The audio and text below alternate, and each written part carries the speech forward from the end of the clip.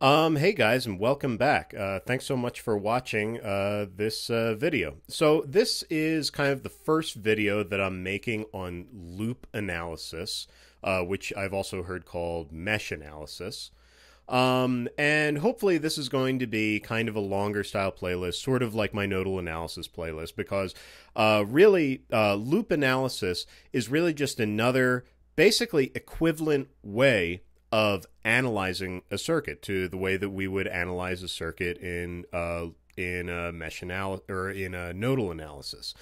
What I kind of want to do in this video, this first video, is I basically want to give you a little bit of a motivation for why we need or why we might want a different way of analyzing a circuit, because there's really no circuit that we can analyze with loop analysis that we couldn't analyze with nodal analysis, right? Like, it's just kind of another way of getting to the same answer.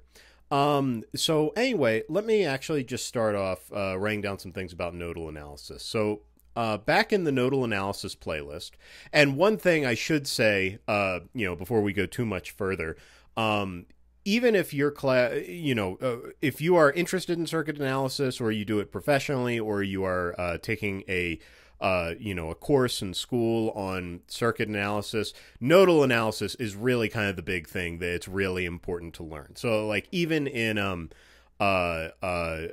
MIT's 6.002 intro circuits class, intro to electrical engineering class, they really only talk about nodal analysis. They call it the node method of analyzing a circuit.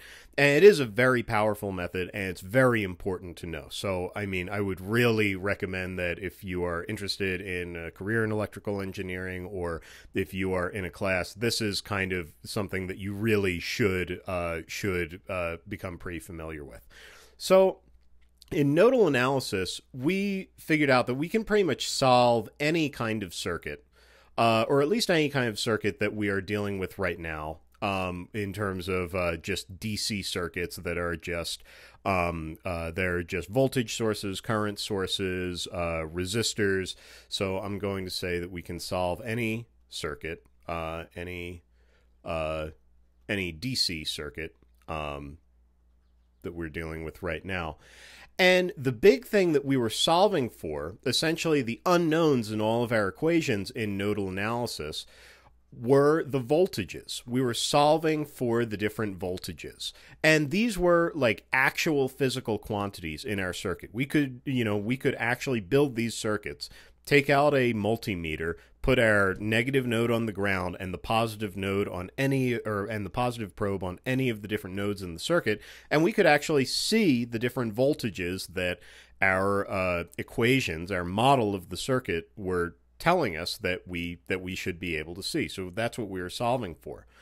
Now let's go over to loop analysis. So loop analysis.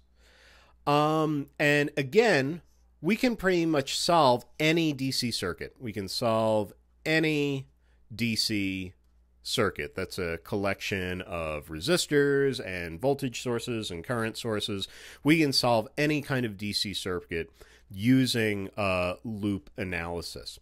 The big difference with between nodal analysis and loop analysis is that instead of solving for the voltages, we are now solve for what we're going to call our loop currents. And this is a big difference between nodal analysis and loop analysis, not just because you're solving for currents, which is maybe you're in a situation where you really want to know more about the currents. You really care much more about the currents than you do with the voltages. And that might be a reason you use loop analysis. One of the differences, though, is that these loop currents that I'm defining, and we'll definitely talk much more about throughout kind of this series of videos. One of the things to realize about them, though, what you're actually solving for doesn't really actually exist in the circuit. You can't take out a multimeter and plug it into the circuit and measure the currents that we're going to be measuring. Now, I mean, you can. It's very easy to do kind of a mathematical manipulation on those currents and then get a current that you would actually be able to measure in the circuit. That's a very easy calculation to make. But at the same time, I think it's important to make that distinction that what you're actually solving for, it doesn't actually exist. This is kind of a mental construct that we put together that makes it a bit easier for us to think about what's going on with the circuit. Now, given kind of these two differences between nodal and loop analysis, one big thing that I am going to spend a good deal of time talking about in this series about loop analysis is that you can solve circuits really fast. You can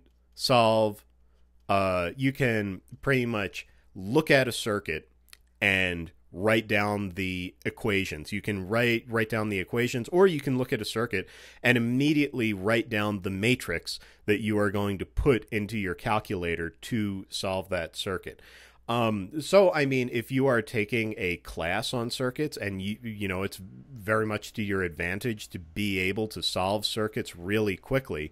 You know, this is what I did when I was taking my DC circuits course. Was, you know, pretty much every circuit that I was working on, I would always solve it using nodal analysis. If, you know, especially if the course said you have to solve this using nodal analysis, I would always solve it again using loop analysis, just because it was so fast to be able to just look at the circuit and immediately write down the matrix equation that would just go right into the calculator. And that is something that I am going to be definitely talking about in this playlist, and kind of showing you exactly how you can really speed up loop analysis to be able to solve things quickly. So anyway, I guess that's pretty much it for this video. Hopefully a little bit of kind of motivation behind doing loop analysis. And in the next video, I guess we're just going to start going through kind of the method and start actually solving some problems. So anyway, thanks so much for watching, and hopefully I'll see you in a future video. Bye.